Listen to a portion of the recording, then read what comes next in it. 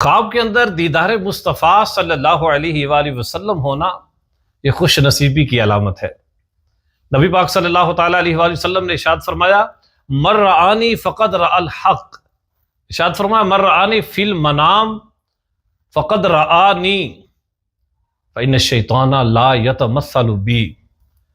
ارشاد فرمایا کہ جو شخص خواب کے اندر مجھے دیکھے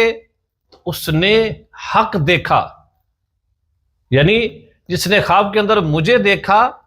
اس نے مجھے ہی دیکھا کہ شیطان میری صورت میں نہیں آ سکتا۔ پھر ایک اور حدیث شریف میں فرمایا کہ جو خواب کے اندر مجھے دیکھے ان قریب وہ مجھے جاگتے ہوئے بھی دیکھے گا۔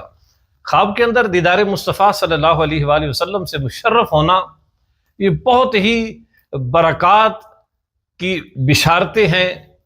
غموں سے نجات، مقروض ہے تو قرض سے نجات، قیدی ہے تو رہائی، دہشت و خوف میں ہے تو اللہ کی رحمت سے امن میں ہوگا، تنگی ہے تو آسانی ہو جائے گی، اگر رزق میں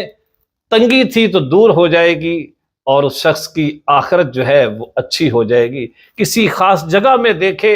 کہ نبی پاک علیہ السلام کی زیارت سے مشرف ہوا ہے تو وہاں پر نعمتوں کی فراوانی ہوگی، لوگ آپس میں پیار اور محبت سے رہیں گے۔ اگر کوئی عالم زیارت کرے تو اپنے علم پر عمل کرے گا، عابد و صوفی زیارت سے مشرف ہو تو اہل کرامات میں سے اس کا شمار ہوگا، اور اگر کوئی گناہگار عاصی دیکھے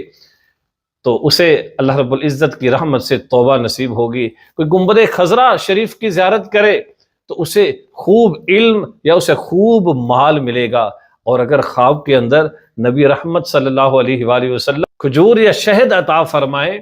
تو وہ سامنے والا اہل علم میں سے ہوگا اور قرآن حفظ کرے گا۔ اور اگر نبی پاک علیہ الصلوۃ والسلام کو یوں دیکھے کہ وہ غضب جلال فرما رہے ہیں تو خواب دیکھنے والے نے کوئی